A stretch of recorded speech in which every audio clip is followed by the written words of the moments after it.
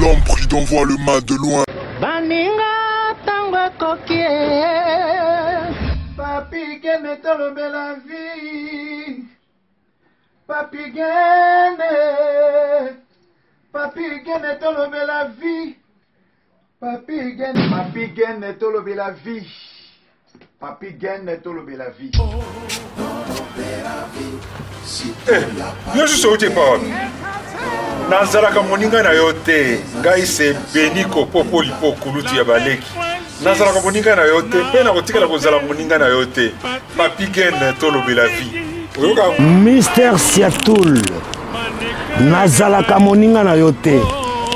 Papi gene tolobe la vie. Est-ce que nga naza moninga na yo? Toza baninga na bango. Tozalaka baninga te. Zaza totikala kozala baninga. Papi gene tolobe la vie.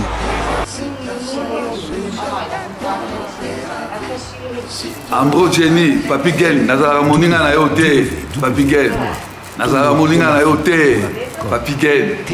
C'est impérateur de Modogo Jaffa qui fait des Finchman. Papi gene tolobe la vie. Est-ce que nazara moninga na yote? Est-ce que nazara moninga na yote? Papi gene tolobe la vie.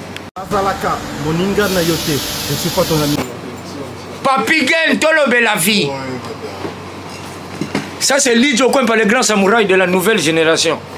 Papi gene tolobe la vie. Est-ce que ngana moninga no? Nga master no. Nga mata no. Papi gene tolobe la vie. WS Production, Willy Sionga. WS Production, Willy Sionga.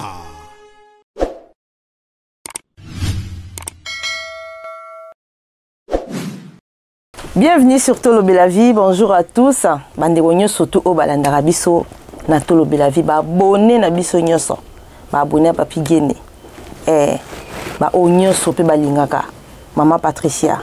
Na pesi mdombo te belé. J'espère que mikolo salami mo ebelé, mikolo leke ebelé to mona na kité. Nde na ebisa abino kaka. Na mboko yo. Makambo ezalaka moi mingi. Donc o ezalaka lokwa moi deuxième sala, c'est ma passion en fait, je peux dire ça comme ça. C'est ma passion. Ceux qui ont été nazalaka toujours nabino elongo de près ou de loin. Merci na bandeko nyonso o babenganga vraiment na privé. Na numéro o affichera wana pour na pesa ba conseil. Moi rectification, moi comment faire des choses, moi ça peut moi doléance na bango comme ka kopesa ba moi conseil ndenge zalaka parce que na vie muta ko kakazate. Biso soto se complétera kaka. Alors, merci Nawashi, na banda na bandeli pour na okene na basuka te pour mambo salanga mikolo nga mona ko kangoti donc suka babi ba sponsor bakosa. Merci beaucoup Naïmoko Washington grand prêtre babi 4 fois prêtre hein na Munich. Merci beaucoup, merci Naïmoko vieux sesquin. O asali ke biso tozala mais vieux sesquin o solo la té vieux. Pour me atena ebike et Simba. Tozala ki na bino la fois passée bomona ki to bandaye ko lobela biso tozala toujours na toyaka na émission na biso ya biso ba oyo. Alors la fois passée to suka kina to yamena yambela ki bino mosali na nzambe ya munene ya mboko oyo. Nzambe bengai atika nyoso parcours mulai. Apesa ki biso moi explication na ye moi vie na ye parcours na ye kolongwa. Kinshasa ti Congo Kinshasa ti kokoma na niveau ya Cameroun. Donc moi qui na moi sika mon boye bino mon boye ba ki to suka ki na zo ki pe ba coup de fil à osakanate bandeko babenga ki ndenge ni na ko koloba bona za pasteur na ngape pasteur Eric bambo te bisiko zali na lukio toute la journée léon azioté parce que c'était prévu que ceux qui na za na émission lelo en direct il fallait ko benga po osola pe na mosai na nzambe parce que quelques points oyoyo ozaki na ngope na posa otunaye alors tozongi sous lelo to yambeli bino yemo mosai na nzambe sans plus tarder. Bonjour pasteur Guy. Bonjour maman Patricia. Boni. Ça va, Dieu fait grâce, on est là. Amen. Nicolas. Nicolo, tu sais, Bamboko, il y a trop d'occupations. Ouais. Il y a trop d'occupations. Surtout, biso à Tozalaka, ministère Epai. Papa, Yabana Epai. Mobile Yabato Epai. Souka. Moussala Alipa Epai. Et Kolandela Am. Donc tout ça, c'est trop d'occupations. Mais bon. Nzamba pesa biso makasi potokoka. Amen. Voilà. Nzamba pesa biso makasi, le souffle de vie autour nango grâce nae. Nyo soto ça les aponae. Pasteur Guy. La fois passée to sola qui m'a mis na lingi to banana no mingi na milulu autour nango. Donc là dans quelques jours boni ba préparation, ba préparatif les kandeni. En tout cas tout ça bien préparé pour tout ça l'événement wana. Bana libanda bakenda baluka ba vie baluka banzela et baza so bana libanda te bakoma bana kati. Ah ouais. To libanda baza ko luka po bakota na kati. Bakota seko bakoma ba mikiliste. Ce qui fait que famille oyo to sala esenga na biso to kutanaka. Yango to sali ke association oyo ndenge to sala yango ya bana libanda ya Cameroun to lobi to fêter anniversaire nango. Ça fait 2 ans tous ensemble, mais tu tika ko kutana en présentiel te. Yango to sali ke to kutana en présentiel et to kutana le 29 oyo samedi oyo vraiment bana libanda ba ya ebele samedi na adresse oyo. Donc samedi oyo le 29 juillet to kutana na Villejuif 15 rue Auguste Perret. 15 rue Auguste Perret dans Villejuif. Bana libanda y Espagne, il y a Londres, il y a Belgique, il y a France, Mobimba, et bipai na bipai, il y a Suisse, Bazoya, Potokutana, Awana Paris, et tout CPLA, tout ça la manifestation vraiment elongo. Le 29 Oyo, samedi Oyo donc à partir de 20h, 5h du matin. Vous allez vraiment, il y a un CP là, beaucoup de retrouvailles à Bana Libanda. Voilà, maman Patricia. Au petit code postal T. Villejuif, ils 94 800. 94 800, Villejuif. Donc 15 rue Auguste Perret, 94 800, Villejuif. Le 29 Oyo. Samedi Oyo, à partir de 20h, 5h du matin, ambiance. Retrouvailles à Bana Libanda. SG au Bakina, je pense que mes messages les cas qui na katia groupe bato ba cité ba ba lo pesa na porte ko le kandenge nini. En tout cas, to lingite muto ya pesa mbongo na porte parce que tozana muto aza na charge ya kozwa mbongo na porte te. Bato oyo bazali disponible lobby ba benganga. Ba moyen za ebele to comment attend Android. Il y a toutes les possibilités bato bazana à Lyon basala ba virement. Bato bazana na Belgique batinda baria. Bato bazana na Suède. Bato bazana na Suède batinda ba. Voilà. Donc Thomas Peniel. Donc tous les moyens ezali poété ba pesa. Alors to lingi to organiser le comment ya ba chef. Et le comment ya ba responsable. Ezala va quitter. Ya ndenge bolimbisanga na ndenge ya bato mwindu to na ndenge ba africain teto sala quand même makamondire to yena ba mboka. Mais nous restons africains quand même. Comment? Nous restons africains. Non, on reste africains, mais nous avons des mauvaises habitudes. Il y a des fois nous avons des mauvaises habitudes qui ne nous avantagent pas. To yé to moni mondele a prévoyaka tout. Donc tant ya vandi kaka. Biso ko to sala rango ndenge ka to vivre en Afrique du jour au jour. Na ko pesa mbongo pour traiter la bonne, ça 10 têtes, 15 têtes, 20 têtes, te muta préféré na ye kaka. Mais ce qu'on va là melonde. Peut-être que bakanisa système à service libre service botiwana mutian soyé au sombi au PC système à restauration. Traiter Razali à lobina biso bo pesanga nombre de têtes bokozala. Donc biso to PC to 50 têtes, to 20 têtes, to PC à sali bilei par rapport. Alors yo soko yé nango place wana na lambela. C'est ça. Pesa mbongo avant, ceux qui ont pesa mbongo avant, tant mieux ceux qui ont pesa mbongo te, c'est que vous en avez besoin de parce que bateau nyoso ba pesi, ils sont comme toi. C'est ça. Voilà. Alors il n'y a pas de raison. Alors merci beaucoup SG. SG, Pasteur Guy, SG, c'est notre secrétaire général. Les Congolais, nous avons des très mauvaises habitudes.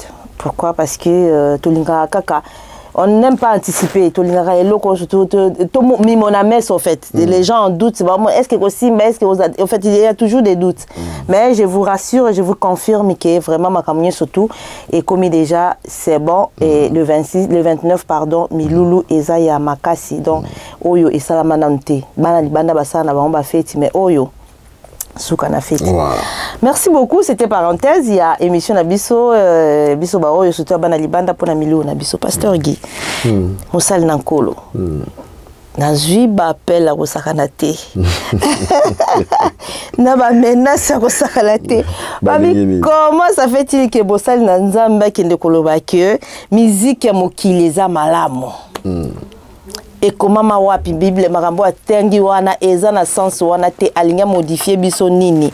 Soit oza moto, soit oza malili. Bible lobby, soit tu sois chaud, soit tu es froid. Au cause de la tièdité, pour oza tiède, bako bois kayo. Sikoyo.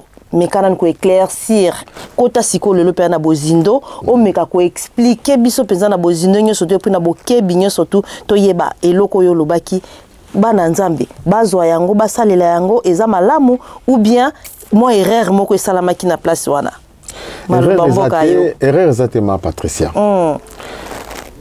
batango bazolo ba musique ya mokili bato bamoni jibe mpe na mbala moko bato bamoni Fally Ipupa bato bamoni Ferregola bato bamoni Kofi et bataxé bango mbala moko ba satanique. Non, c'est pas ça. Musique ya mokili veut dire quoi? On raconte les histoires que nous vivons sur la terre. Mutu soki azui makambo wana achango na support mabe nango eza wapi? Eza nzembo obeta histoire ba histoire wana mama Patricia toyoka ngona ba théâtre bato yo ba otalanga batalaka ba théâtre makambo ba raconta na ba théâtre yango ba raconta na musique. Ah bon? Bazui li solo ba beti li solo ya théâtre soki ba mona kingai na mbeba na bimaki na mwasi ya batu ba saleli yango théâtre ndenge mbo mutu wana zui yango asali yango nzembo. C'est ça la musique. C'est ça. On raconte les choses de ce monde. La musique profane, bazo dictionnaire, batala disons qu'est-ce que cela veut dire profane? C'est tout ce qui n'est pas sacré. Siko eloko nini ezola kisake oye bandenge nini ke o eza sacré parce que quand on parle de musique à mokili effectivement on voit ces genres de batouana oyo tangi comme la bango on voit Fally, on voit JB, on voit Kofi et tout maintenant s'il faut dire koyo ka musique à mokili okoka ka musique na bango maintenant on dit oye biso lisusuke quand les gens voient tous ces artistes là ils disent que ce sont des satanistes siko soki bango baza ba satanistes. Enfin, si les gens ne voient pas ces gens-là na casquette on a te ke baza na côté wana te bon et loko ni nezo laksake nzemo na bango eza ya mabe ou bien nzemo na bango eza sacré nyango etikala la question na formuler question na ngai c'est etikala ki po bato bazela to pesa bango explication ya musique ya mokili. Musique ya mokili, je répète, c'est tout ce qui se passe dans ce monde on raconte. Il n'y a pas de magie. C'est-à-dire que si on a musique à mokili na oya nzambe otoyembaka tokumisa nzambe na otoyembaka pe pona kokumisa songolo ndenge lobi ndenge papa Guy Moyanga asungaki ngai nakendaki na ndako na apesaki nga mai bolingo eza makasi na kutie na mwasi na ye baza na bolingo donc ça veut dire que nyos wana eza musique ya mokili. C'est ça la musique, on raconte tout ce qui se passe sur la terre. Mais quand est-ce que et komi oeza sacré te toyoka ote. OK. Maintenant musique ndenge zawana et comme mabe. D'abord ce qui mutu oyazo sa la musique azo pratiquer. Et comment est-ce qu'on va le savoir? Maintenant, biso to moni place azo pratiquer te. Effectivement, exactement. Comme to moni place azo pratiquer te, soki nzembo wana ezoloba makambo ya bien. Ça n'a rien à voir avec Satan. Mabe eza mon côté place wana. Maintenant, ce qui au côté na kati ya musique ya mokili. Okomona ba sens oyo ezola kisao que non na oyo ka musique yote. Eza musique ya mokili. Na lobi musique ya mokili eza mabe te. Mais musique ya mokili koma ka mabe okozala na posa ko yo ka ngote. La fois passée to sala kina Papi Gen, j'ai donné cet exemple. Voilà musique ya mokili. Bato basa la musique ya mokili. Tous un groupe moko ya ba anglais. Les Beatles. Les groupe ya ba anglais ça existait. Les Beatles. Bato ba kendo tala na Google ba ko monango. Il y a un monsieur qui jouait la musique là-bas, il s'appelle John Lennon. John Lennon fait une déclaration. Mundele malamunaye parce que lui dit la vérité. Biso siko bato basala la musique wana. Ata simbi a oyebi soto ke na simbi. C'est ça. Problème eza wana. Musique eza mabete. Mais a simbi, mais a oyebi sabino to ke na simbi. Ce qui fait que tant on a lobi ki musique ya mokili eza mabete, na linga ki na loba boye ke no, na lobi to ke bo ke ndoko yo kango. Pourquoi? Parce que John Lennon fait la déclaration à lobi boye. Je sais que les Beatles connaîtront un succès qu'aucun autre groupe n'a connu. C'est la déclaration de John Lennon en 1962. Faites des recherches, vous allez trouver ça. Je sais que les Beatles connaîtront un succès qu'aucun autre groupe n'a connu. Donc, musique, il y a Mokili, tous la déclaration, il y a John Lennon. John Lennon azali parmi les leaders, il y a groupe Beatles et un groupe anglais. John Lennon a lobby. Je sais que les Beatles connaîtront un succès qu'aucun autre groupe n'a connu. Mais pour ce, je vendis mon âme à Satan. Alors bien au clair, Beatles c'est ça le succès à Kosakanate. Et l'équipe a vivre la musique, a wenge musique. Il n'y a pas un groupe au Congo où on a Beatles. La musique à Mokili. Musique à Mokili. Ok. Balobi, d'autres déclarations, Balobi, nous sommes plus populaires que Jésus-Christ. Mais pas ça. Voilà, musique à Mokili. Ok. Il y a au moins à renoncer, en fait, à dénoncer Kosi Manaye. Nenga teka moli monena am. Mais surtout keipe na musique ya Nzambe. To yebi peke basala ya Nzambe ebele. Ok, to ko prouver par A plus B que to mona na misala na bango, na ba signe na bango, na ba geste na bango ke ba simba. Sikoyo na bato wana o bazo yembela ba simbi me ba kena kota Nzambe. Na bato yo bazana mokili basimbi pe bazo yembela mokili. Différence ni neza entre bango alors. Différence ezali la fois passée na loba kiango awa si tu vas t'en souvenir encore. Na lobi na kena marché na sombi ngombe. Na ye na ngombe, na lambi, na lié. Mais Bible zolo banabiso que celui qui mange de la viande sacrifiée aux idoles essuyées. C'est comme muto a ye na ngombe na marché. A sacrifier on a ba idole. Et on a ba musulman ba liaka halal. Halal na bango veut dire mais comment on appelle l'imam a sanctifié yango. Imam a sanctifié donc baza sûr que oyo et l'équipe vraiment bakati kingo basopi makila eza peto baliaka halal biso siko tokendaka na marché biso tosalelaka halal te na ndengi ke o pasteur efaki ndoko sanctifié bilei ça se passe comment na kena marché na sombi ngombe na ye nango na ndako na lambi na lié mais balobi ngombe anezaki sacrifié na ba idole yo yebite. Mais essuyez yo. Maintenant, qu'est-ce qu'il faut faire pour que Ngombe wana essuyer yo te? Maintenant, pour Ngombe wana essuyer yo te, maman Patricia Ake na marché à Sombi Ngombe aye à Lambi, a tie na mesa, à sali prière. Ok. On verse le sang de l'agneau, va sanctifier repas wana, même s'il y avait des breuvages mortels au koufate. C'est-à-dire, na oki ko zonze mo kofi. Na tie wana na ebike na lobite ke kofi a Simba ou bien aza mutabaki subeza sataniste, je n'ai pas dit ça, mais to ebike za musique ya mokili. Donc na zunze mbo kofi na tie wana na zu CD na nga na tie. Na fukami na bandi ko bondela Nzambe. Na zo ka musique ya kofi, na ebike bokili lo baka ke musique wana eza musique ya bokili, eza sataniste. Na sanctifier musique wana na zo ka ngona kombo na Yesu. C'est comme ça qu'on doit commencer à faire? Non, non et non. Musique à Mokili. Ça n'a pas d'importance. Parce que ma conseil on a la musique à Mokili. C'est dans la Bible. Oui. Dans le Bible, musique à Mokili c'est ma bête. Mais Bible lobby tout m'est permis, tout n'est pas utile. Tout à fait. Musique à Mokili c'est ma bête, mais est-ce que na banoyo musique à Mokili? Non, ça ne m'intéresse pas. Pourquoi? Parce que bon Zambé des autres pelisanga. OK. Maintenant, est-ce que na besoin céder à Kofi? Excusez biso hein. Yé mutapé 6 mois et nani wana tolobi na pas avec ta musique. Tolobi na biso. Il y a JB Piana ou il y a Werason ou il y a Beyoncé et Toke Kuna. Pour ba ya mona biso batumabe ou il y a Rihanna. est-ce que nakozwa CD ya Rihanna na tcheyango na bondeli pona yokango? Non. Maintenant, qu'est-ce qu'il faut faire? Parce que c'est les sentiments. C'est quand on lobby que musique ya mokili za mabete pona royoka. Musique ya mokili, maman Patricia. Oui, papa. Yoka nzembo ya mokili. Nzembo ya mokili. Mais bayemba kango ti l'église. Joyeux anniversaire. Est-ce que ça nzembo nzambe?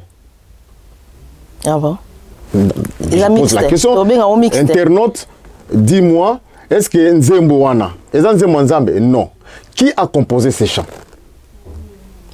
Bana Basimi Bale ya ba américaine. Ok. De ba composant Nzembo wana. Happy birthday to you. Nzembo ya mokili. Ok. Est-ce Nzembo mokili? Et Nzembo Nzambe, il n'y a rien de Dieu là-dedans. Mais tu es en église. Ah ouais. Mais Nzembo mokili. Tozinze mamokili mususu. Frère Jacques, dormez-vous, sonnez les matines. Anze mamokili. Et maman peine église. Tete wana to yemba ngone église te, mais tina ndako to yemba kana biso bana ba yemba ngona classe. Et anze mamokili.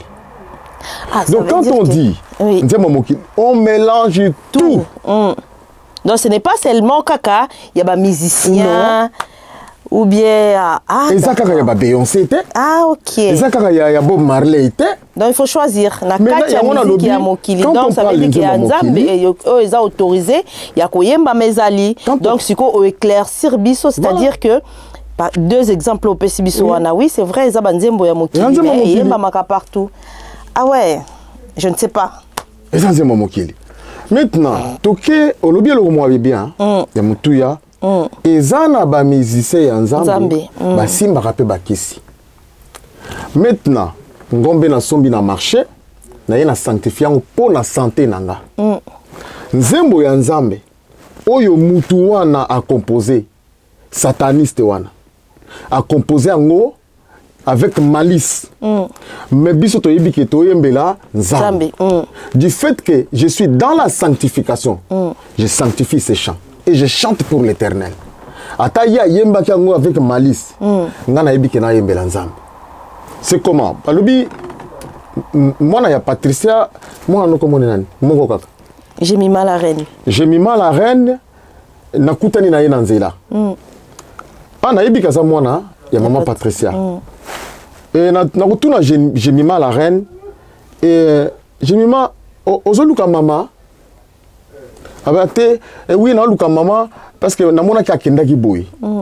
Mais na kotuna été maman nini o ya zoluka. Non. Pour na yebi maman na ye. Exactement. Ce qui fait que biso tant tozo yemba nzembo wana. To yebi nzambe o biso tozo yembela. Yeso basala ki pona nzambe na ye. Biso to yembela nzambe wana o biso to yebi. Amen.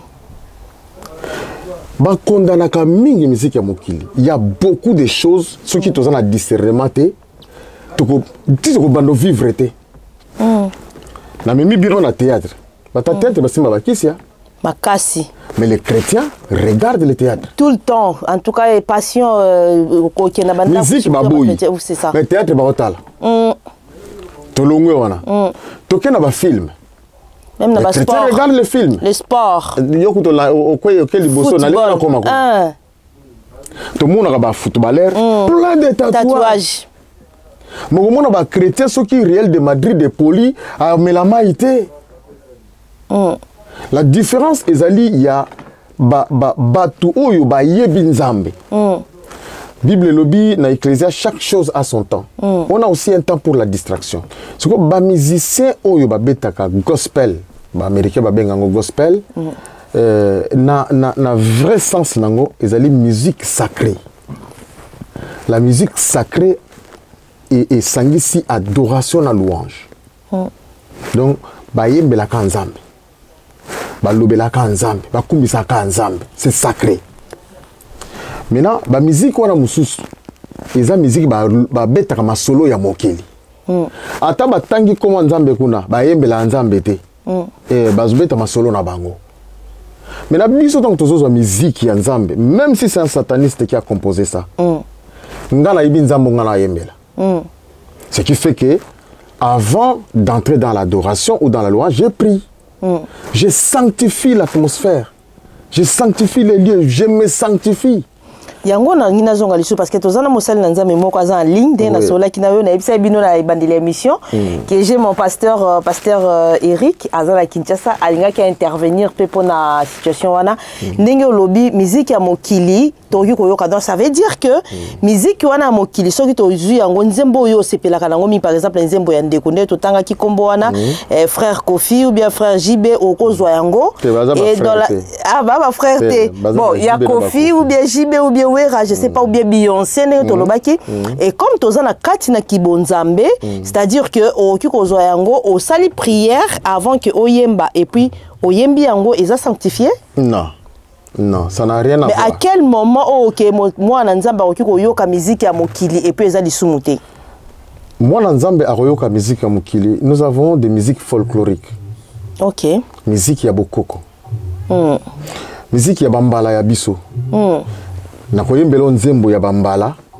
oyo ekobima mabe mais za nzembo ya bango te mulolo yigima mulolo dansema mulolo yigima mulolo danse nguza wela mala babetaka masolo na kati ya nzembo wana mais soki mutu ayoki yo zoyemba ngo eza nzembo wera amen mais eza nzembo wera te cria nini bazobeta kuna mulolo yigima cria nini bazobeta kuna non mulolo eza danse eza na kimbala siko nzembo na mutu akompoza yango aza na ye folklorique eza musique ya bambala babetaka OK siko soko zoyoka ngo est-ce que eza mabe OK d'accord papa pasteur mais oko sanctifier yango te parce que ça fait partie mais alors on est ça éprouvé que musique wana pe eza mutu wana azoyemba ki yango asimbité alors mais eza ngana beta musique na simba kisita et na ya na poto musique mutemanga na poto na simba kisita na beta musique ndengwana et memanga na poto siko soki muto soki nazaki na bonzambe te muto yebisinga musique eza kisi na ondimata pourquoi parce que ngamo na simba kisite ça veut dire que ça na ba musique mususu toza na droit ya koyoka yango soko za convaincu que muto na simba kisite il n'a lobby en tout à l'heure que tout m'est permis, mais tout n'est pas utile. Na ngendo ko nzembo ya Beyoncé na yoka po esalangani. Na lobby ke za mabete. Mais est-ce que ngana ko yoka ngo? Non. Bana nanga. Papi gena ko extrait na bango. Na minda ko nanga musique ya mokili beta te. Mais amis musique ya mokili po nanga ezana musique muso za mabete. Mais parce que yo yebisi biso que musique ya mokili eza mabete. Je pense que la première émission c'était comme ça. Mais dis sur non. Disons ceci. Joyeux anniversaire eza nzembo mokili. C'est quoi toi yemba ngo pas? Non, il faut te pona yango na zongi kaka. C'est-à-dire que ce qu'on a convaincu dans nzembo mona tu peux par exemple la folklorique. Oui. C'est-à-dire que eza musique ya bokoko ya biso ya batamboka. Mais toyebi mais kisi ekomaka ne longité que o eza ya o ya simbi kisi ou bien simbi kisité. Mais comment maintenant savoir que nzembo wana ezobeta ya mokili eza muto abeti yango aza na kisité. Toyeba ngo ndenge nini? Tolobaki tout à l'heure, chaque chose a son temps. Il y a un temps aussi pour la distraction. Et je peux me distraire dans ça. Et ce qui est se distraire na yango. Ce qui est ali na ba maluba mabete. En tant que moi en nzambe. En tant que moi en nzambe. Ce qui est na maluba mabete. Et ce qui peut eza ya bato te ba sala n'importe quoi te. Na moni Jean Goubal habite la musique mais il est propre même dans son langage. Na voye manzemba Jean Goubal. Ce qui na monique il y a un chant qui na landi na naniba c'est un comique hein c'est un chant comique moi na mogazo yemba ndoto na loti ndoto fati mandati na 2094 na loti ndoto fayula zubo konzita kufi meza ndoto pardon je pense que Tomé Carozo a pasteur Eric à la ligne. Bandeko, je pense que nous annoncé dès le début que Tozana pasteur Eric alinga qui vraiment intervenir dans l'émission surtout pour la makambuya bala na nzambe bazana droit ya koyoka musique ya mokili. Alors on a babino pasteur Eric Aza en ligne. Bonjour papa. Oui, bonjour maman Patricia, bonne nuit. Kimia par la grâce de Dieu papa. Papa Eric Toza vraiment na ligne Toza en direct na mokili mobimbezo kayo na pasteur Guy Muyanga na émission na yebisa kyo ya liboso ndenge linga kyo intervenir par rapport ya bana nzambe baza ceux qui baza autorisé à koyoka musique profane ou pas yango zaki na moi éclaircissement muke ya ko meka ko sunga biso. Alors à vous la parole papa. So, Sambote, Simbote. Amen. Et puis, Amen. Amen. La bamboli sous Zambé parce qu'après si so tango ya komeka kwa ko partager na moi message moko ngai na yo to koki komituna na ebisa kabana Nzambe mingi kaka ndenge na yo ki pasteur alobaki ke tout m'est permis, mais tout n'est pas utile. Je crois que total on a 1 Corinthiens chapitre 10, verset 23. Tout m'est permis, mais tout n'est pas utile. Naturellement, on a entre parenthèses le bosso. En tout cas, dans la famille, on a botama, mutu moko te asengaka abotama na famille, oyo abotami na yango lelo. Mais tu es kosutuka oui, tu botami na ba famille, oyo tozana yango lelo. Et le moto a limé Nzambe te azo trouver famille na ye normal. A to sakana biso bo réunion famille to kei makamundo soto kei. Mais zala moto mosusu na moment autant on limé Nzambe atali bisika uti abi non. Je peux pas retourner encore là-bas. Pourquoi on a si avancé? Tika na avancé. Pourquoi na lobi bongo? Bitumbo to zana ngo liboso o elati biso. Premièrement e uti pa ba voisin te. Mais et aussi dans famille première combat où t'as liboté à mutoyo abotami et alors ma combat wana il faut que ba ko gérer algo so ko gérer combat wana na trouble au panzi libota mobimba mais pour gérer combat wana fozala inonder la puissance du Saint-Esprit parce que muto aza na Saint-Esprit mon connaît pour le bêtise à comme kolomokote muto aza na Saint-Esprit avant bimisa parole là yé. Il faut y banino alingi kolobana miso bato. Moto azana Saint-Esprit akenda kabisika nyoso te. Moto azana Saint-Esprit soka linga bima ebisaka Seigneur na lingi na bima. Kobima nga kozonga na ngai na maboko no parce que la Bible nous dit ceci. Oya kotika kobima na maboko na yo, seke kozonga na epeza na maboko na yo. Nzambe analisamaka toujours na sima ya parole la ye. Nzambe analisamaka na maloba ya ba voisin te. Et alors, ezana mosusu abimaka bimi ya ebongo lokola ntaba, pe azongi lokola ntaba. Biloko mokileza bénédiction te. So tolobi ke kosomba mutuka to kosomba ndako ezali pamboli. Non, eza ba bien photo zana. Parce que Bible les ont déterminé chercher d'abord les royaumes des cieux et la justice de Dieu. Oh nyoso etikalo na le reste bana Nzambe basaka nango tina te. Mutu azolula nanu mokili. Mutu azoluka nanu mokili ndako kende kosenga Nzambe libala. Ndako kende senga Nzambe mbongo. Ndako kende kosenga mais mutu aza branché na Saint-Esprit a senga Nzambe biloko wana te. Akoluka nanu le royaume des cieux. Parce qu'après 5 secondes, et l'on peut commettre un peu de bien santé. Ce qui est le Nzambe a coûté une distraction. Amen. Amen. Tozo landayo papa, bana nzambe ba landayo. Oya toyebi tango te alobi to milengele. Avant que tu ko employer dans ba verset biblique tozo kena no boy. Alobi to milengele malamu parce que toyebi mokolo te, toyebi pe ngonga te. Et ko kuta biso na distraction nini. Et ko kuta yo na ekobo ekokuta yo na ozobi na biloko ezangi tina parce que nga na fandi mingi na ba musicien avant leo na ko mosali ya Nzambe na kotanga ba kombo na bango te mais les jours nga na yambaka Yesu liboso Nzambe atindanga wana na bomba te na otangelo kombo Nzambe atindanga epa ya Werason parce que Werason azalaki moninga na ngai master nga soki na koti na wengi na lobi boye mais les jours ya liboso Nzambe saka keneka ko moninga na Werason na sala nini abongo na motema na yebi pe ke Werason na ndako le pasteur azali mampata azaka pasteur mais nzambe a utilisé wera maman pata te a utilisé nga na zwa mutuka na nga na démarrer tie pas wera son na kota na kuta ba okangesu ayambika Eric yo comme pasteur c'est que biso ba photo comme ba prophète nga bi problème ezate mais non do solo no pendant 5 minutes accepter teremi toke na kwento fandi to bandi ko solola papa to bonde kangi misu to bonde la esili tango esili merci papa lelo vraiment dans un message na yo on s'en appelle ça le message oui na ici abi Eric osa muninga na ngai makambo ko bisanga lelo epesina mutu passe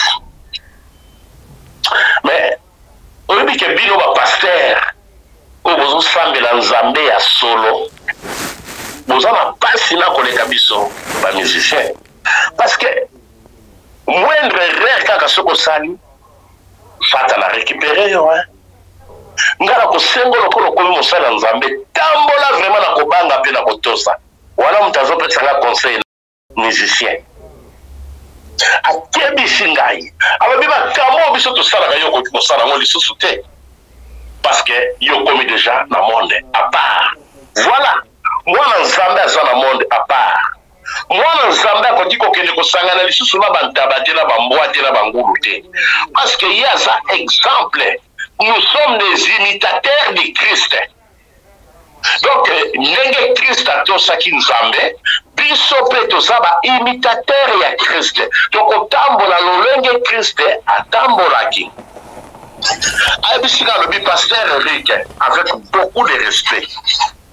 Lelo ngai soki na bongoli motema, na yambi Yesu saka na okanisa neti na bangi ye.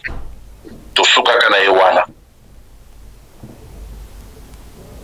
Mais ntango na bimi libanda ya lopango na ye musique wana ebandi banda na bandali ntina nini bato bazosote bazobina donc koki kozwaka makambo nzambe te tomelangeaka ngo na makambo ya mokili ya pamba pamba no nzambe aza camarade na biso te foto tosa ye lelo soki bayobi ke chef de l'état azoya na veni to bourgmestre ta musique ezali kobeta bokokata to drapeau bokomatisa bato bakotelema ba respecter yango mais lobi ekosuka na yango biso toza na besoin ya biloko ya pamba te même mosali ya nzambe moko frère Patrice ayembaka confusion ekoti na ndako ya nzambe bato orie bazwa oyo eza na kati ya ndako ya nzambe bato bakomi kowuta na oyo ewuti libanda baye nango bakotisi yango na ndako ya nzambe ekomi confusion. Or Bible ezoloba na biso la chance peut te rater mais jamais la grâce. La chance est quoi qu'on peut son chance. Satan n'a pas compris son chance, mais la chance peut te rater. Mais Satan appelle ça grâce. Ok. Grâce, vous tapez ça quand vous êtes ensemble. C'est la chité la silisa. Ok. C'est la chité la silisa. Et la grâce, c'est quoi? C'est la délivrance.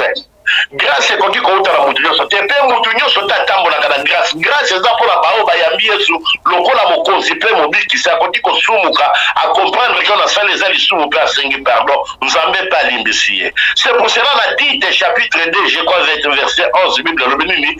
La grâce c'est sa délivrance. Moto a bête à guitare banda kwa nzambe à côté qu'on kende ko bête à guitare na wenye musique à té. Et comme une confusion, mutoyo a yembe akana mokili akoki koya kotia vocal yo la kati ya ndako ya nzambe te au moins que à se repentir à bongola motema atikali ya nzambe lo bible to bato meka diamba lokola diambo ezala ngo makasi te to mela ya pete po ekolangwisa biso te to mela cigarette te milinge kobima na lifelo milinge kobima na lola te moto nyonso akwana message ya makambo ezala mokili po akokisa yango na kati ya bana nzambe. Motola to botika na ko accepter mokolo moko te mais parole de Dieu nyonso koleka mais sauf la parole to te ya bato batika nyonso kombo nzambe za na kati te lelo atanga soki nazo sambela nazo yemba na yemba ka n'importe qui te mais na yemba ka nzembo ekokoti sanga la dimension ya ko adorer Seigneur na koki ko sala n'importe qui te n'importe quoi te liboso ya nzambe même frère au fandi na yesu trompe pas à terre. Mwana nzambe avant ça la likambo koyeba ke likambo nazo sala eza mabe. Attention pour la kosilisa Satan Adam na Eve baliaka mbuma avec connaissance bakufaka nzambe apesi bango connaissance abi bosimba nyonso mais oyo eza na katikati boli yango te oui bazwaki connaissance mais lokola diable aza risé aye kobimela mwasi abi mokolo kolia yango miso na ekofungwa mokoyeba malamu na mabe mwasi aliaki mais ntango nzambe ayaki atuni adana na lesio alobi kasi oyo yo tielaki ngai donc bakufi avec connaissance donc toza na connaissance papa wana akoki kodistraire biso te biso tokoki jamais kokufa na mon peuple périt faute de connaissance toza biso siko toza na connaissance ke oyo eza ya nzambe te nakoki kotouche yango te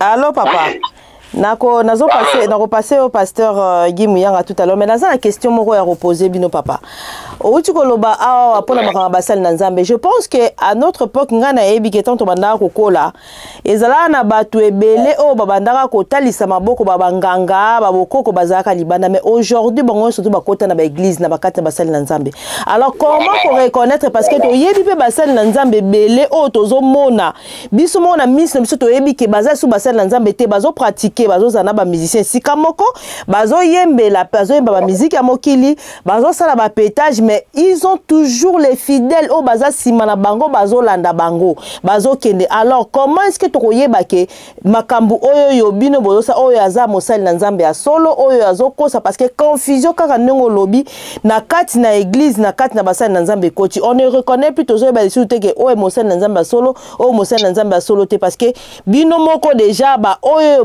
botemi liboso na biso lokwa basali na nzambe boza ko se comporter kutu koleka na biso bandimi alors comment faire pour na reconnaître bino ba oya vrai na ba oya faux mama bandana na bandana yo na sila senga yo mbongo jamais de la vie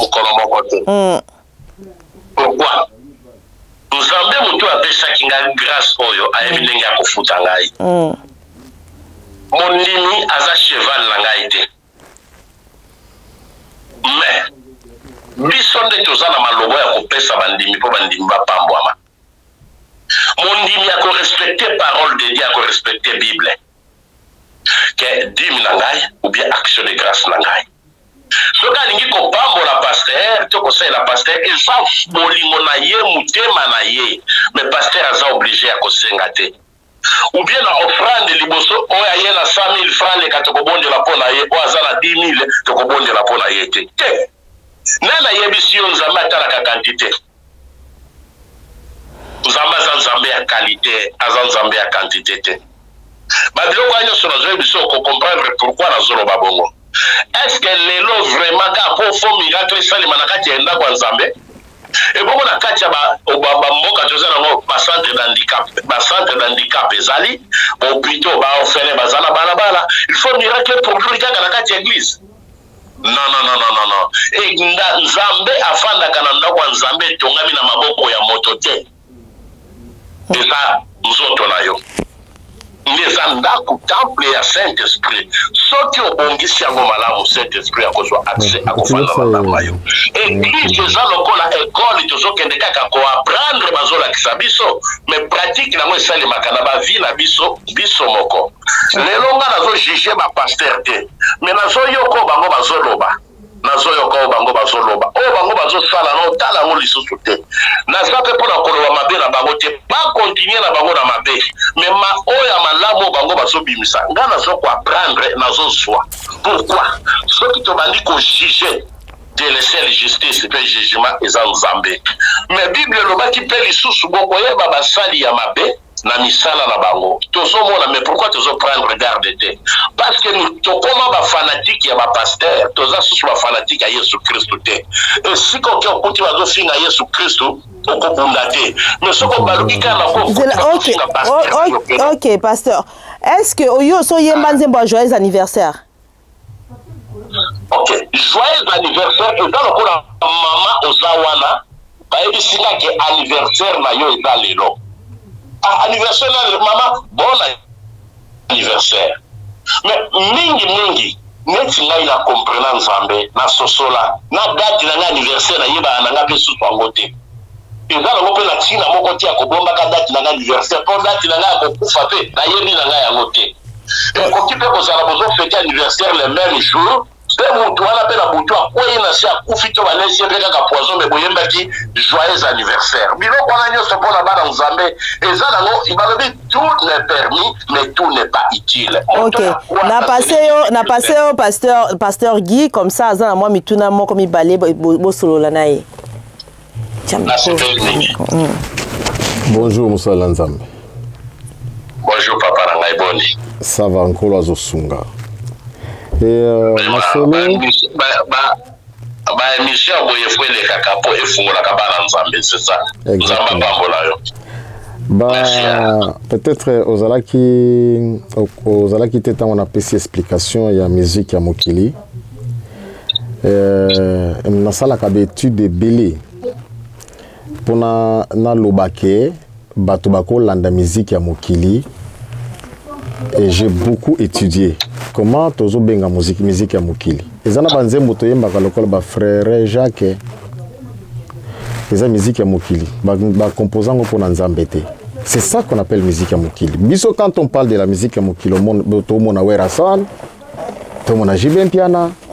Musique ya mokili a beaucoup de formes. Il y a la musique éducative, il y a la musique instructive. Oyo bayembelaka nzambe te me bazo instruire bato na kati ya nzembo wana basekaka nzembo moko boye balobaka j'ai oublié. Bon bref na banzi na kati église na yo eza na bato bayembaka nzembo ya joyeux anniversaire. Nzembo wana eza deux femmes américaines bakomposa nzembo wana eza nzembo ya nzambe te me toyembaka yango bana na nga basalaka baanniversaire nango napekisaka bango te. Nakati yote, pardon. Mais ce que so yoki nzembo na c'est que yo comprendre le message que kuna nini eza anniversaire. Dans le vie du boeza ka moi passé. Mais ce que yoki nzembo na comprendre kuna eza anniversaire. Mais papa, yango na lobi. Eza na ba musique éducative, eza na ba musique instructive. Biso tant to lo ba musique ya mokili. On voit tout de suite là Beyoncé, on voit Rihanna. Non, c'est pas ça. Non. Zela papa na loba muke. Zela na répondre parce que na comprendre. Le lobby que tu veux frère Jacques, dormez-vous, sonnez les mains. Tu sais pas nzembo msupe tu yemba na école, ozokota tandali et tandali. Donc on sentir que nzembo tozoyemba tozande na kati ya classe to. Exactement. Donc ça va nzembo moko, zela c'est ça papa. Et ça va nzembo moko ya discipline. Na niveau école ngala kenda pe mais ça musique ya mokili.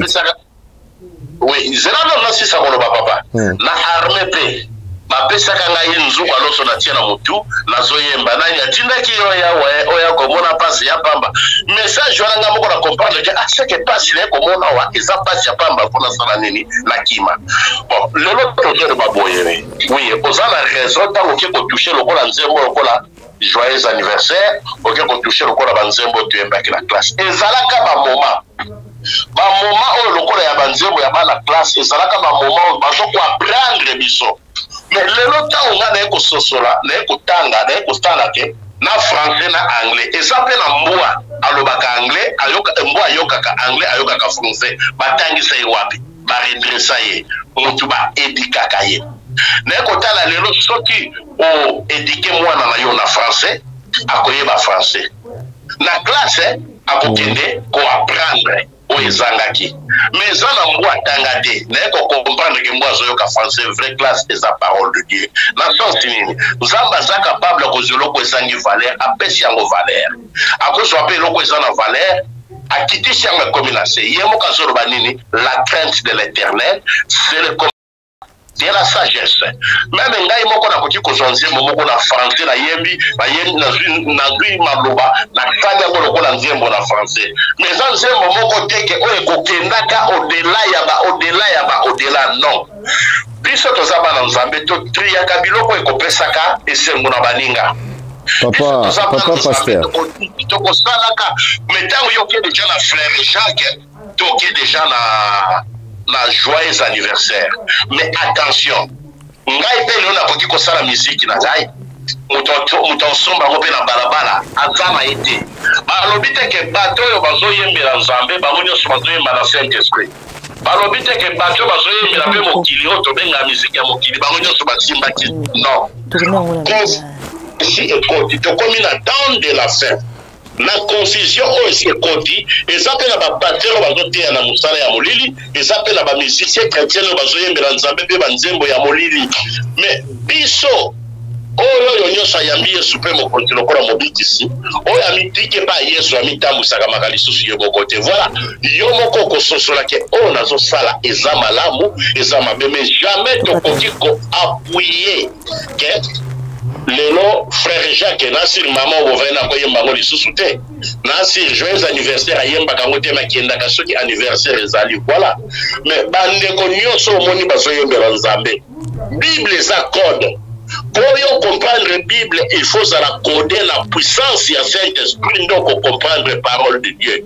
Mais ce qu'on a codé, on peut la Bible dans ma camomo sousou, on peut lobby ma camomo sousou. Abraham a zara qui koyoka nzambe à tout moment, mais nzambe pas zaki capable de comprendre Abraham et moi sinon sarabo. Pasteur. Pasteur. Oui papa. Les solos tozo solo là, ils ont éclaircissement tozo pesa. On n'appuie pas. Na lobi yango awa je répète ce que j'ai dit avant na komati na niveau oyo koyoka eza na groupe moko anglais comme on ngo Beatles na yebite soko yebi yango c'est ancien eza tango kala baza na mutu na bango moko na kati kuna comme on a John Lennon et John Lennon fait la déclaration ya beta musique lokola ba wera ba Rihanna a lobi boy na déclaration na ye. Je sais que les Beatles connaîtront un succès qu'aucun autre groupe n'a connu. Mais pour ce, je vendis mon âme à Satan. Wana mutu oyo abetaka musique ya mokili a lobi yango. Ba Werason, ba JB, ba Rihanna po ba lobaka yango te. Maintenant na lobi boye. Ok, na lobi boye. Na lobi boye. Déclaration à John Lennon wana soko yoki yango oyoka ozatana posa oyoka musique nae. Non. Pourquoi? Parce que il est clair dans ses paroles, il utilise le diable comme son support. Biso seconde tozaboy, ça nous demande le discernement. Bana na nzambe lo batala ba théâtre. Zela papa na silisa, zela na silisa. Lelo ba chrétien batala ba théâtre. Les lois chrétiens battent la foot. Je ne sais pas c'est quoi ta distraction, c'est quoi ta passion. Bah footballeur, bah tatouage, il touche à la magie. Mais au monde, bah pasteur supporte les équipes. Oui, oui. Au monde, pasteur a regretté, a raté bi, mais moutoua n'a pas ici. Papa, il faut que nous discernons, sinon, comme on dirait, Lola. Il faut des discernements. Maintenant, je te laisse la parole. Nous avons un monsieur qui s'appelle, comment il s'appelle encore, Mel Gibson. Un acteur anglais, un acteur américain. À ça, maman a filmé la passion du Christ. Oui, oui, je connais ça. Autant la passion du Christ, tant que bima batubazo lela. Oyokina mawa. Asale la biso film, wana tango tali, ça te ramène au ciel. Au moni Yesu, c'est comme une réalité. Mel Gibson, c'est un païen tout fait. Mais bah chrétien bat la film wana. Mel Gibson, c'est un drogué. Et les acteurs qui ont tourné les films, c'est des païens. Il n'y a pas un chrétien dedans. Mais bisoto, c'est pas là la film wana kutu batuba lela ba mona lola. Papa. Nangala lela la bobona. Na silise la yo po. Moi j'entre dans les discernements papa pasteur. Na silise la yo po na tikele o moi maloba. Nous on travaille, moi je suis un employé, je travaille dans une entreprise. Les entreprises auxquelles nous travaillons c'est des francs-maçons. Sikoyo bakoloba nanga ke moi je suis sanctifié, j'ai le discernement à moi, je vais là-bas pour un but. Je vais gagner de l'argent pour nourrir ma famille. Yango na lobi na maman Patricia, na kozwa nzembo ya mokilité, na tie yango na sanctifié yango avant na yoka yango, ça n'a pas de sens. Yango na lobi, tout me permis, c'est pas utile pour moi. Tant que Rolanda peut-être filmer au temps où bagocha yango okomona bana nanga bayaki koyemba awa nanda kunanga bayoka musique ya mokilité. Mais il ne faut pas dire aux gens Bon, il y a musique à Mokili. Les gens sont perdus. Il faut expliquer en long et à large qu'est-ce qu'on appelle musique à Mokili. Moi qui te parle, papa. Moi qui te parle, j'ai composé un chant et ça l'a succès. Et mes mangana poto, Nzemboana, ça s'appelle la reine Bamileke. C'est un nom comme ça. Mais peut-être que nous avons un succès un jour, non. Yo yebi la reine Bamileke wana. La reine Bamileke c'est Patricia. Azandoya maman na biso avandi awa. Papa na beta musique wana kaka bongo kaka nekola disano. Et longo langa na Cameroun et memanga na poto producteur et ça la succès bato bazo la kiso misapi. Et c'est pour cela na zolo bake musique ya mokili eza mabete, musique ya mokili eza kisite. Mais il y a la musique satanique. Nasili c'est là yo papa pasteur. Mais dans ça, bayaki ko monanga tant musique ezo ça la succès, ba proposer nga to somba ntaba to kunda na bar mo ya ba congolais na Cameroun comme on Kimpwanza. Ba lobi nga succès nze monozo sala wana izana za succès te. Somba ntaba kunda na Kimpwanza na 3h du matin. Eza ki cité, c'est un sacrifice. Na loba na yebite nazo kunda na nga moko ndeko nanga na sala ngote mais kaka na succès bango baloba ki sala e nzemo neza na succès penza te ememanga na poto. C'est pour cela na lingina loba ke il faut to kende na discernement, n'entrons pas dans les blocs. Tozui yango en bloc, on rejette tout. Ce qui te ba oyeb sabiso to sala na ba société ba franc-maçon te. Non, même pas ça. Nga na uti musala tikolo non. Nazala kati ya mutu kana zo pour ma tout préparer ngai.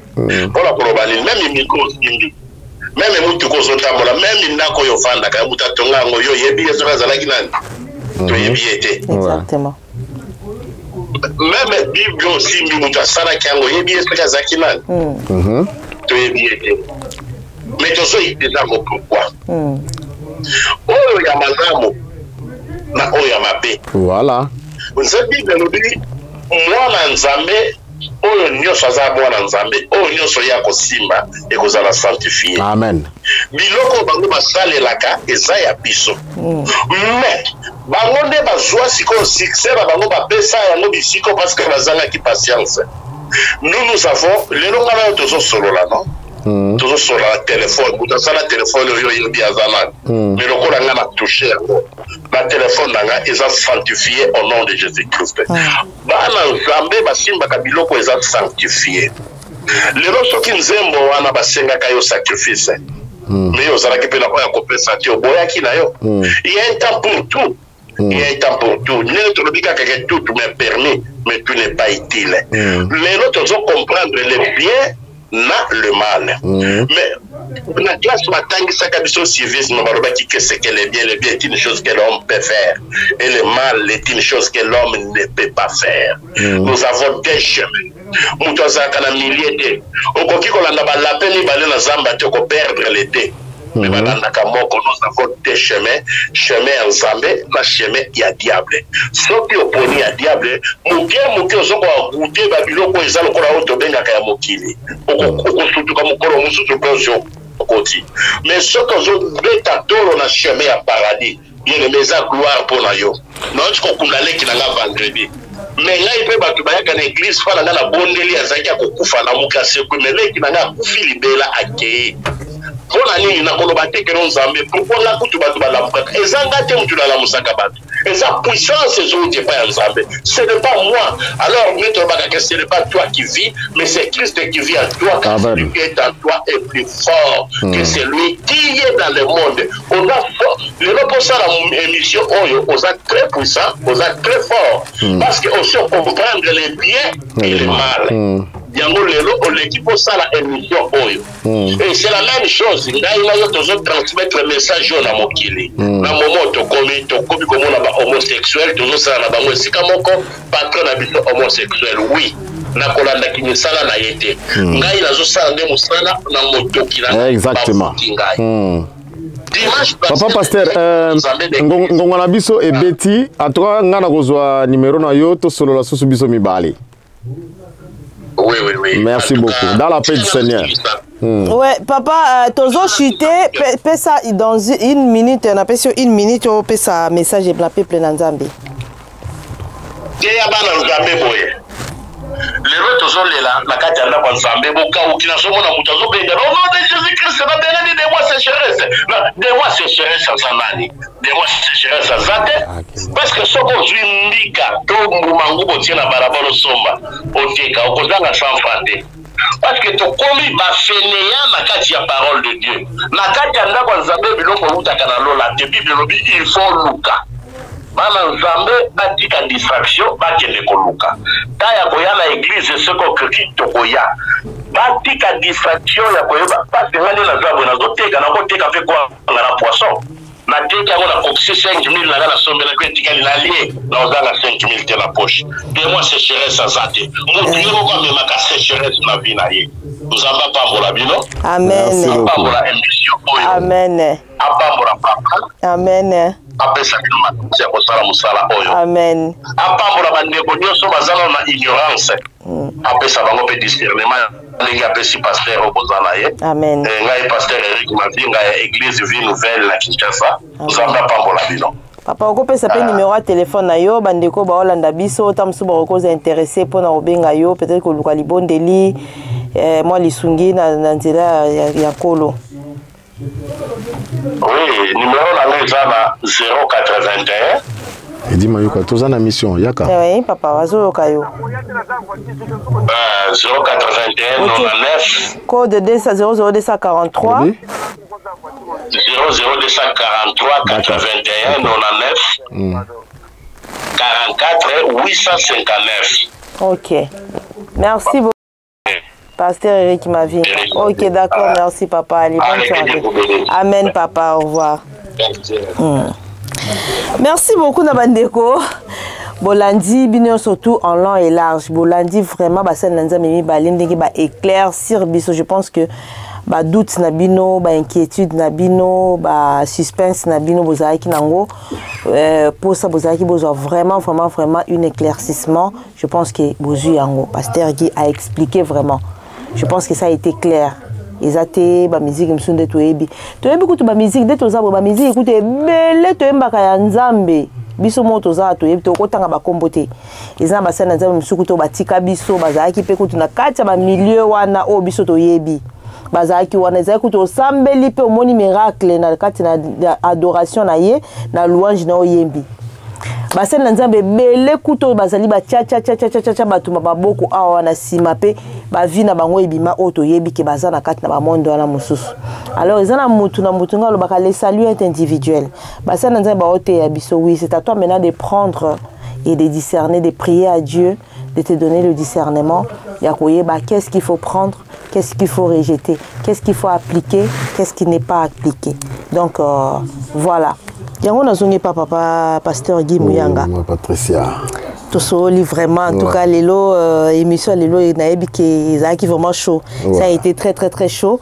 Liloba naebi te liloba suka na nuté. Na résumé na nyoso tuna ndenge mosala na Nzamba sol na biso. Pesa biso moi résumé. Na résumé na eloko tozo lobela sur la musique du monde, la musique profane. Oui. Bato bazwa kango mabete. Na sens que au moment où on parle de musique profane, j'entends Félix Oisé, quoi. Un intellectuel tout fait. Mokoyo kazoloba musique nyo se zandenye moko. Et bango ba benga biso ba musique ya mokili ela ki senini. Musique ya mokili ezali. Musique sacrée ezali. La fois passée na lobi yango tango tozaki na Papi Gen na lobi boy. Est-ce que la rumba existe? Oui.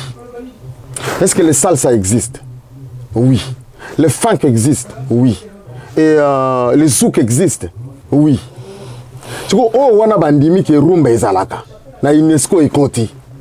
Mais so ba lobi musique ya Nzambe, oh musique ya Nzambe ezalaka te. Nyonso ezaka musique. Mais rumba pe ezaka musique ba benga rumba te. Salsa pe salsa ba benga salsa te ba pesa ngo pe kombote. Mais ce que balobi que non musique ya Nzambe bango ba mona ngo mabe. Ote musique nyoso non, il y a la musique sacrée. Moi je pense que on va la musique à Mokili parce que nous tous on se retrouve dans le monde. c'est-à-dire que tant que tu as la musique à mokili on est benga wana musique à mokili kuna musique mais mokili ngo bino pe beta la musique à nzambe kaka na mokili yango non ça veut dire que nyoso zaka musique na mokati mokili maman Patricia vraiment il faut bato ba discerner oui Yesu lobby vous êtes dans le monde mais vous n'appartenez pas de ce monde oui et ça le coup là ndenge na zana France mais na congolais mais na zana France Yabakila. Nous sommes congolais, mais nous sommes en France. Donc, souci au français, nous sommes en France. Et ça, souci au en France. Souci au Congo. Exact. Donc, cela veut dire que nous sommes en Mukili. Mais souci n'est pas au royaume. Mais bato Mukili. Oyo ba vivre na Mukili. Na makamu na bango Mukili. Souci na bango eza Mukili. Ndenge pasteur Eric Aoucho le belo très intéressant. To sambela raté batumi to koma okene église ka koluka mabala. Koluka bomengo na somba voiture ba témoignage zaka kanzama pambolinga na libala nzama pambolinga na mwana nzama pambolinga na boye mais le royaume des cieux vous en fait na habité pasteur Gimuyanga mokili. Moi je pense que bino basal nzambe nde besoin induire biso mingi na erreur parce que bozo za peine en prise mingi liko na biso basal nzambe mingi batu bakoma ko tosa en fait toto saka su nzambe to banga ka nzambe to koma ko banga plus pato. Bon, quand je dis tout, ça veut dire que batunion surtout. La majorité. Ma majorité. Comment kobanga plus basal na nzambe qui kobanga nzambe. Au moins muto ah pasteur alobaki ah nini zaki alors que muto il faut vivre na kobanga nzambe na yo moko ke pasteur amona yo te muto amona te na tamboli na yo devant nzambe. Na opé ce exemple moko pasteur Gimuyanga. Na to vivre situation moko etiki ngai na choc moko ko sakana te na kutana na ndeko moboy sort moko azo bisanga lobi aza prophétesse. Ah Moussel Nanzambe pasteur Eric. Pasteur Jean Gimuyanga pardon. Nathalie kaka abima na ye. Liboso na kuta ki azaki ofana na meiko so na j'ai trouvé que vraiment c'était une servante na ko so na yo ki ne banna ka servante de Dieu ah ba témoignage o tenzamba sa elinga salibwe mais accoutrement na ye et là teli pasteur pantalon atangai naza servante de Dieu tenga naza ngai simple mondimi na ko benga naza mama naza pasteur te naza évangéliste te naza nga simple je peux dire instrument nzamba ko utiliser pour na passer message parce que ko passer message na peuple de Dieu ezaka te il faut ola tazambala ou ba tio maboko ba consacrer yo beninte mais une fois que ozana maloba malamo ko traverser ko partager on a baninga ko partager ngo egoza malamo papa alati pantalon à jean pantalon, ceinture à pantalon et suki awana si slip nyoso libanda alati body wana eza transparent en fait et caché kaka place à soutien c'est-à-dire libumuna yena nzoto na nyoso to libanda mais elle se dit prophétesse et puis mutu andengo no ko kene pe na église place asambelaka okuta bandimi baza ebele alors dites-moi ça veut dire que kaka bino wana basana nzambe bozaki na mokili wana o bino bozo boya to ka banzembo na bangote loka bomoni ke kuna succès za lisusu te bosimbi nde boyeli biso sikona kombo ya Yesu na kati na église pona koluka ko traumatiser biso ko perdre biso na nzela nzambe bomema biso na nzela ya satana li felo ou bien comment? Non mais c'est simplement Patricia il faut batobaye ba resembler. Quand on prie il y a des prières très importante. Il faut demander l'esprit de discernement. Ce qu'on a un esprit de discernement, la Bible dit vous le reconnaîtrez par leurs fruits. Ce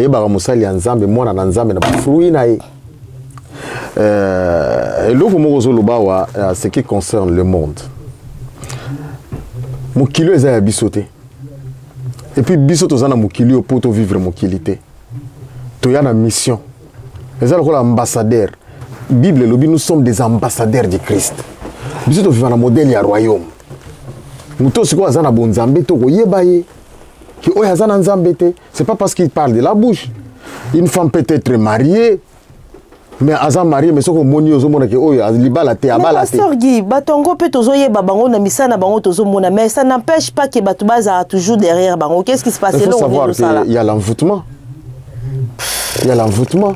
C'est très fort. Batubaza baza faible d'esprit baza envoûté bango. Muto azana molimo santo.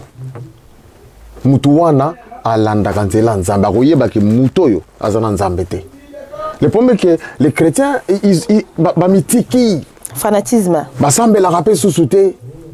L'église est comment tu sais même le christianisme est devenu une religion.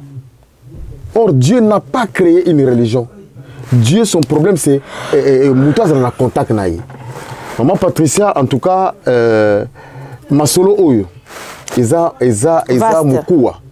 Na kosenga kutu soki mutu azali oya ko ya to vanda to débattre les kamwana parce que le problème est que ils en a battu sur on dirait bazana lola déjà voici mbaté oyoté et quand il juge ou il parle ozo sentir qu'ils ont visé le komogo boy yango na lobi na pasteur awa peut-être total la match peut-être total la boxe peut-être total la tennis peut-être total la théâtre yo monika musique ya mokili. Mais tout ça. Nous travaillons dans les entreprises des gens qui viennent de la franc-maçonnerie. Maintenant, si vous avez un discernement, mais c'est question de savoir qui suis-je et si cet endroit est sanctifié. Ce qui n'a pas Frère Jacques est sanctifié. Maintenant, na ligne na pesa astuce moko pour batoba comprendre. Kaloba ki musique ya mokili za mabete. Mais je n'autorise pas batoba yoka musique ya mokili. Pourquoi? Dans un bino exemple si simple comme tous dans la communauté congolaise, bota la concert à faire. Dans la musique ya mokili ndenge zalaka. Moi si on a sur Tanzanie on a ayego bina musique à faire avec un vêtement transparent et coquille était azobina akitina se pour kaleso emonana. Ça c'est le musicien du monde. Si vous bango balobi na biso, bango ba benga biso musique ya mokili, biso so beta la musique. Est-ce que chrétien ko sala mama boy? Aya Nakamura. Chrétien ko sala boy to wana parce que moni aza exposé. Ce ko basali na nzambe o bayemba musique ya mokili. Ya nzambe pardon. To mona ye wana otie parce que elle a exposé sa nudité. Maintenant oyo basali na nzambe o to mona avant ayemi penze nzambe azana kati ya sigle cercle wana ya franc-maçon par exemple ou bien asali signe ya franc-maçonnerie parce que tout péché est péché hein. Ouais. Na muto ayibi, na muto abomi, na muto akosi, bango surtout basali lisumu. Ouais. Donc ça veut dire que oh wana kenda ke pas jibé. Alati la ma transparent, asali lisumu. Alors oyo ayembi na kati ya eloko ya franc-maçon ou bien asali biso ba signe wana ya franc-maçon. C'est que yé pas ça. Ok maman Patricia, dans si ça na idée nanga avec na zongeli wana. Oui. Tomoni Aya Nakamura. Elle a fait la même chose avec moi si a fait wana. Elle a porté une jupe là, une robe pardon. Une robe pardon ya awa et coquille était azobi nazana na podium bato bazana se bazomona et coquille était avant dia salim ndenge mo na mwasa fere wana Alex ba mutakala nae. Ça c'est l'envoûtement ça. C'est comme musique ya boy to yokango. Papi Guéné. Ah pardon là que sous la paix. Bande ko na biso to zwa oya Congo to tika mindele po baza pe na ba culture na bango. C'est ça. Ba ko binise la biso bana basi à moitié nu. Na ko tsango na télé na vandi na bana nga tozotala. Non, impossible. Impossible. Impossible. Ça c'est la musique du monde. Yango zo mona carrément to tsakango en bloc musique ya mokili libanda. OK. Mais sinon musique ya mokili za mabete mais ba komisa kango mabe. Maintenant, dans le likambo ya pentacle. Aya Nakamura Abini Mutakala. Moi, ça fait comment elle s'appelle Abini Pe Mutakala. Pasteur Pasali Pentacle na ya koti. Ça nous demande l'esprit de discernement. Discernons ce qu'on peut chanter, même pour Dieu. Et ça, la banze mususu ya ba chrétien. Ngala yemba kangote. Parce que je sais que lui, il n'est pas dans les vrais. Ah, donc ça vaut pas la peine. Ah ça. Et ça la banze mususu ko yoki yango oyoki keno ya zwa ki nzembo ya JB a transformé yango et comme nango ya nzambe. Ça n'a rien à voir avec Dieu. Maman Patricia bana nanga na laksa bango nzela nzambe. Amen papa. Bayembelaka nzambe. Amen. Biso bana libanda. Poto suka awa. Chité papa. Biso bana libanda lokola toyebi ke kokoma na biso na poto eza nzambe. Eza biso te. To sala choix. Ya kozala na bonzambe. Pour la bino bana libanda na ngina kota kotoana milulu eza le 29. Attends que mosali na nzambe. Musique nini poto keka tozaka na kota ya musique. Torbeta jour ango ekozala nini musique ya mokili ou bien oza mélanger. Esika otikala. Non, esika wana. Tozali na bana libanda. O ba reconnaître kana bango kutu teke nzambe mutamema bango na poto. Bango bazana posa ba sepela. OK. Mais biso to yebi ke to ye awa parce que toza famille. Oko bengana ndeko na yo te parce que ye aza werason. Frère Patrice ala na werason. Aza ndeko na ye. Tout à fait. A monde la pona ye. Mais le reste balobi le salut est individuel et talié na makamune asala. Nga soko lingo mona nga omona nga na France ki. Donc tout est permis. Mais tout n'est pas déjà utilité. Donc nyo surtout bo sala wana ba masanga ekota, c'est que masanga ekota. Ya ona lobi na oti. Boke ekota. Bana libanda. Bombela la bino ndebo. Yebi na bango te nzambe mutamema bango. Ako vivre na ye, soko opekisa eta. Ako mela, ako bina na ye. To salaka wana mutu na mutu yebi position na ye. Mais to se sika moko. Ah oui. Biso ba oyo to kangama na ba Francis Kisaka. Adorateur Francis Kisaka. Ye apona na ye apona na ye nzela ya nzambe atala di nga nzambe mutamemanga awa na komi na nga adorateur ye adoraka nzambe na ye misoba oyo soki mpona nzambe te esika na komi ye nani akomi sanga. Voilà. Donc soki lelo olingo monanga oyoka nga okutanga na tie musique ya Francis Kisaka adoration na landalanga okutanga jamais na yoka musique musique non mais soki olingo kutanga na zoka musique ya mokili okoyoka ngai na zoyoka joyeux anniversaire pasteur wana anniversaire ba yoka ngola mkola anniversaire non koyoka na sens que okutanga place ba sala anniversaire na koyembango mais zanza mokili mais na koyembango. Mais c'est quoi, pasteur, je sais pas, ça fait longtemps, mais depuis tout ça, là, qui est mission, ces derniers temps, on a commencé à musique, il y a ton wakala. Et ça fait du soumou. Bah ouais, ton wakala, voilà. Babi, balobi boy. Bible mtelobi, hein, raté. Tout ce qui n'est pas fruit de conviction, c'est un péché.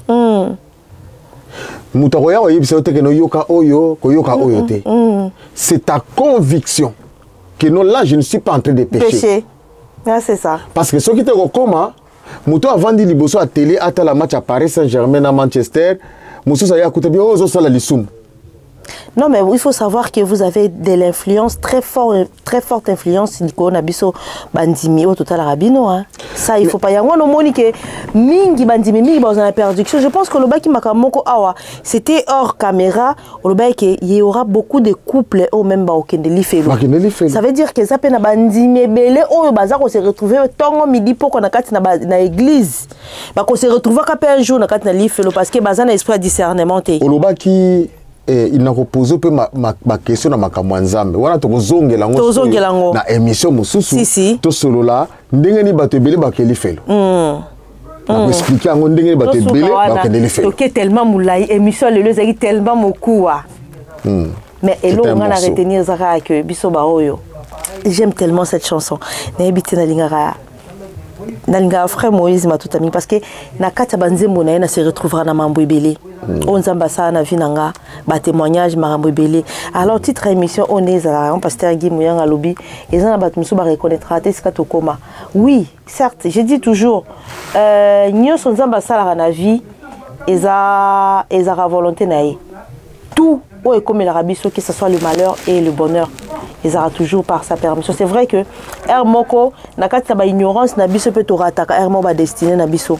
Mais ce qui nous a bâti à biso n'a bon moyen parce que la vie ezalaka toujours pe mo toza na ngonza mene muta permetaka malgré au échapper au raté destin na yo mais il te laisse toujours en vie pour que o se repentir ou bien o se reconduire bien pour au kota na kati na destinée na yo alors bandeko surtout au ba Olanda biso vraiment émission lelo je pense que moko na kati na biso ameki ko retenir oye harmonique et utile pour naïe parce que la Bible nous dit tout est permis mais tout n'est pas utile.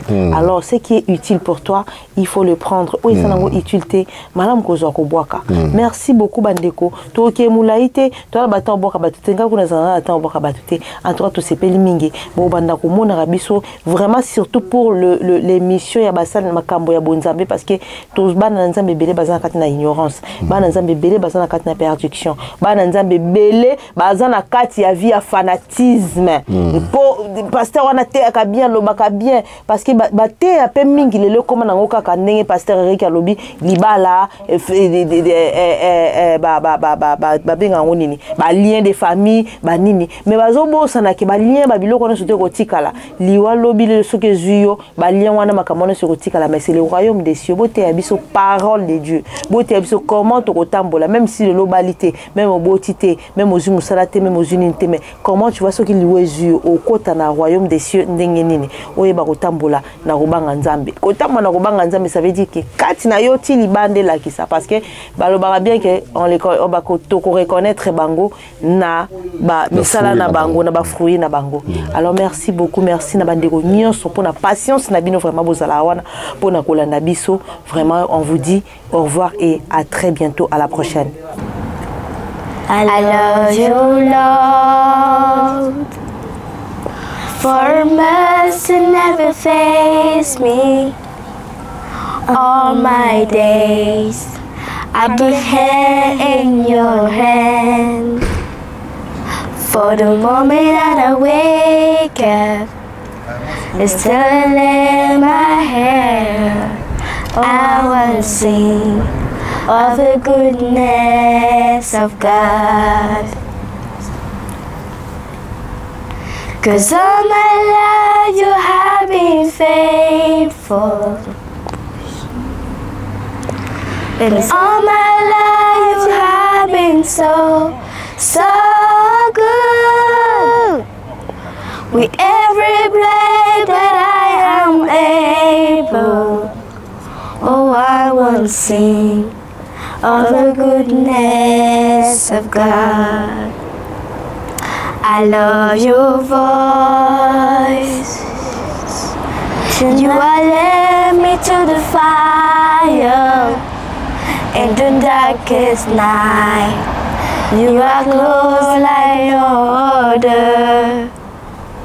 I love you as a father. I love you as a friend. I want to sing in the goodness of God. 'Cause all my life you have been faithful.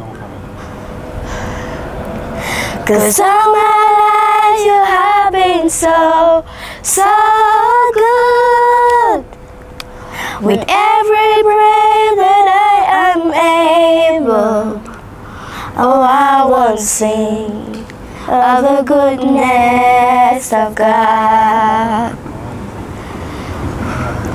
Your goodness is running after, it's running after me. Your goodness is running after, it's running after me. With my life laid down, I surrender now, I give you everything. Your goodness is running after, it's running after me. Your goodness is running after, it's running after me. Your goodness is running after, it's running after me. With my life laid down, I surrender now, I give you everything. Your goodness is running after, it's running after me.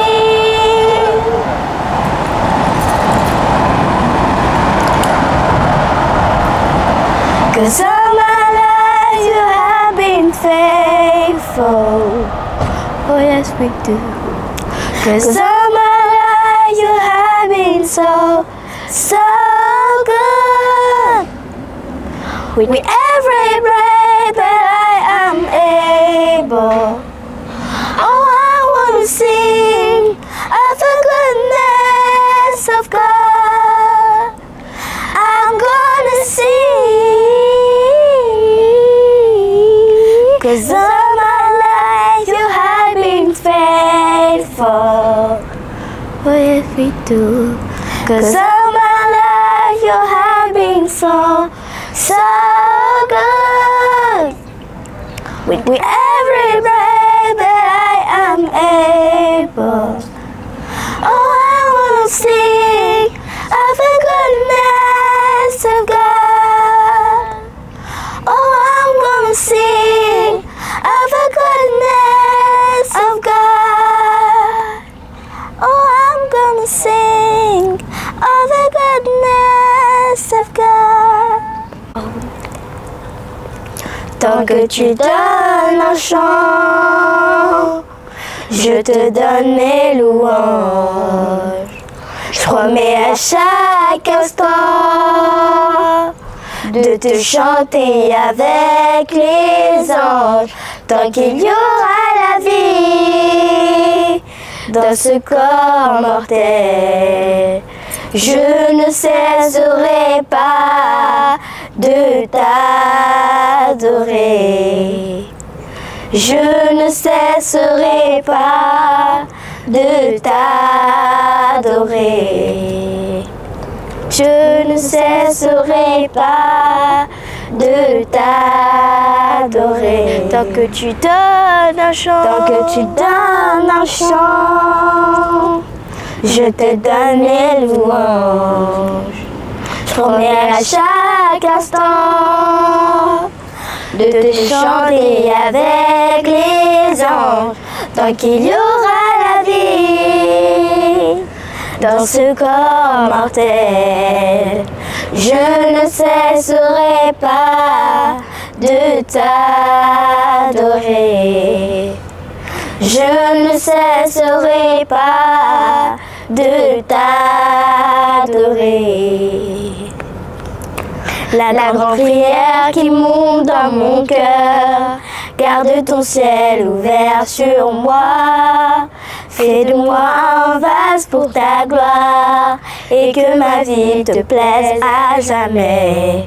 Que chaque jour je demeure à tes pieds pour t'offrir ma vie en sacrifice, comme un parfum de bonne odeur qui s'offre à chaque instant, à chaque heure. La grande prière qui monte dans mon cœur, garde ton ciel ouvert sur moi. Fais de moi un vase pour ta gloire et que ma vie te plaise à jamais. Que chaque jour je demeure à tes pieds pour t'offrir ma vie en sacrifice, comme un parfum de bonne odeur qui s'offre à chaque instant, à chaque heure. Quand que tu donnes un chant, je te donne mes louanges. Je promets à chaque instant de te chanter avec les anges. Tant qu'il y aura la vie dans ce corps mortel, je ne cesserai pas de t'adorer.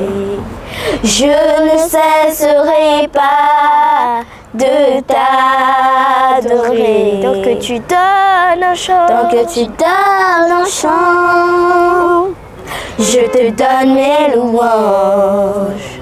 Je promets à chaque instant de te chanter avec les anges. Tant qu'il y aura la vie dans ce corps mortel, je ne cesserai pas de t'adorer. Je ne cesserai pas de t'adorer. elekeli ngayo Wilimbala mambo ya ebale buji na maboko chérie Moïse Mbala Kennedy Mbala de Paris boni lisusu okanga kanda kati ya bolingo aswela kobondela ozongisa bolingo oyo esilaki te Para Mobala Sandrine na Sengal Kimbinza lelo yokeyo André Ntsumbu lelo yokeyo chéri ya mama andi nani alula yo te Rosa di Rosa nani alula yo te na kitoko na yo nasengaki na nzambe po tovanda sekoseko nabondelaki makasi ase ya mama Mark Makalato professeur nakotaki banda kwa nzambe nyonso ya mokili nabondelaki makasi ase ya mama Gina Kiakou na Paris Nies Maïteus na Paris nani alula yo te Germain Mampuya nani alula yo te na kitoko na yo nasengaki na nzambe po tovanda sekoseko nabondelaki makasi ase ya mama Ambro Jenny Divengele Elembala le géant de Paris nakotaki banda kwa nzambe nyonso ya mokili nabondelaki makasi ase ya mama Noëlla Kunga de Bundes Didier Mozinga de Francfort Alexis Nozé Anta Jean-Marie Soba de Londres Franck Massaka de Zurich Chabani Manuel Mac Gisèle Nyengetan Karine Yengaboule Mwana Paris Chifa Kamba di Malela Ado Senga di Sengomoka Edo Zola na Suisse Patrick Luzolo de Genève mokili ya nzambe makambo maleki mokili ya nzambe makambo maleki epa yakendanga ya wama wana motema nzambe mokili ya nzambe makambo maleki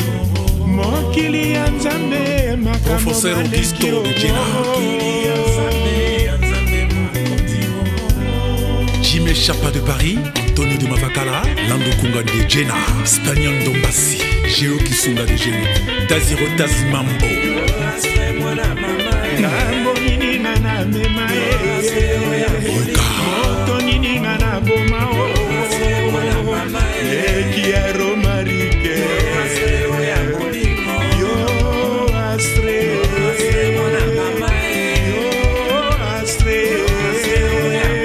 moto nini ngana boma ngambo nini ngana mema